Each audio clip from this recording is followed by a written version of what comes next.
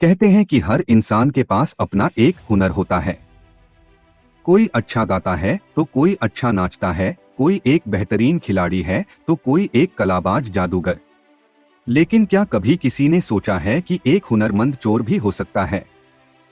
बिहार के सीवान जिले के बंगरा गांव में सन 1912 में एक लड़का पैदा हुआ जिसका नाम था मिथिलेश कुमार श्रीवास्तव उर्फ मिस्टर नटवरलाल। नटवरलाल पढ़ लिख कर वकील बना, लेकिन उसकी किस्मत की लकीरें इतनी सरल नहीं थी।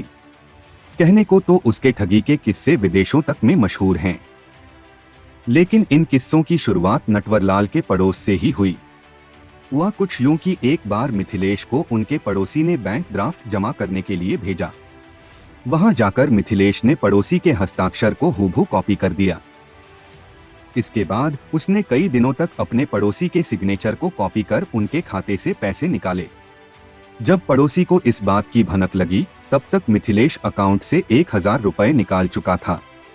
घटना की जानकारी पड़ोसी ने मिथिलेश के पिता को दी, जिसके बाद पिता ने मिथिलेश को खूब मारा पीटा और गुस्से में मिथिलेश कोलकाता चला आया।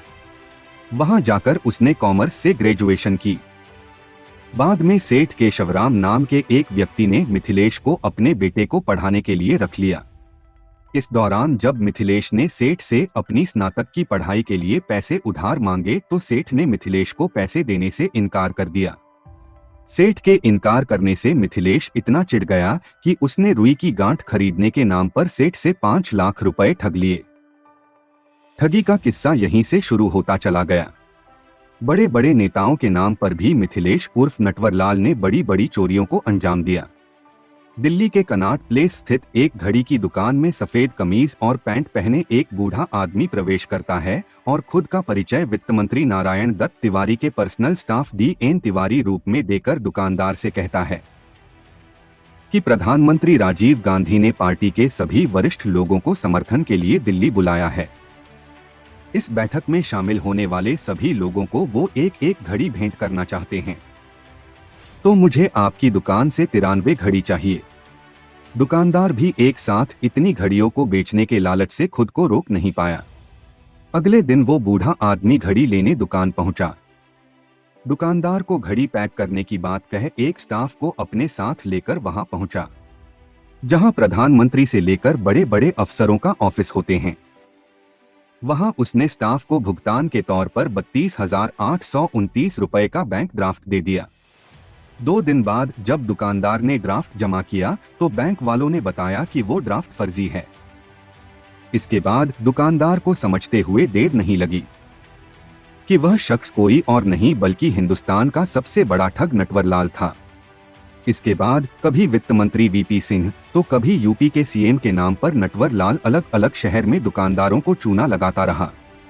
एक बार नटवरलाल के पड़ोसी गांव में उस समय के राष्ट्रपति डॉक्टर राजेंद्र प्रसाद आए हुए थे।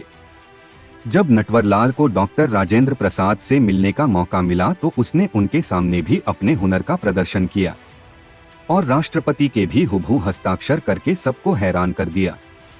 इस दौरान नटवरलाल ने राष्ट्रपति से कहा कि यदि आप एक बार कहें तो मैं भारत के ऊपर विदेशियों का पूरा कर्ज चुका सकता हूं और वापस कर उन्हें भारत का कर्जदार बना सकता हूं।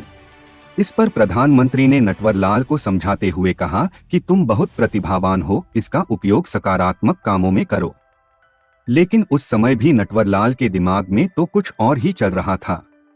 उसने राष्ट्रपति के फर्जी हस्ताक्षर करके देश के राष्ट्रपति भवन को बेच डाला।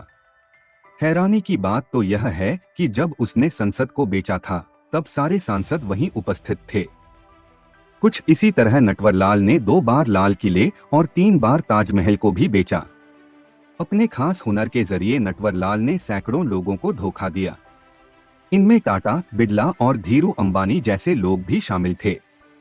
वह इन उद्योगपतियों से समाज सेवी बनकर मिलता था और समाज के कार्यों के लिए बहुत मोटा चंदा लेकर गायब हो जाता था। पुलिस नटवरलाल को 8 राज्यों में 100 से ज्यादा मामलों को लेकर ढूंढ रही थी। 9 बार नटवरलाल को गिरफ्तार किया गया था, जिसमें से 8 बार वो पुलिस वालों को चकमा देकर फरार हुआ था।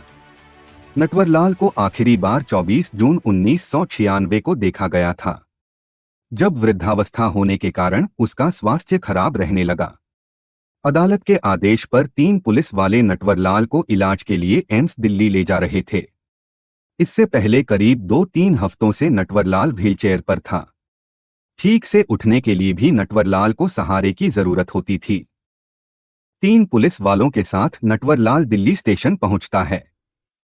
स्टेशन पर उतरकर चारों लोग एम्बुलेंस का वेट कर रहे होते हैं।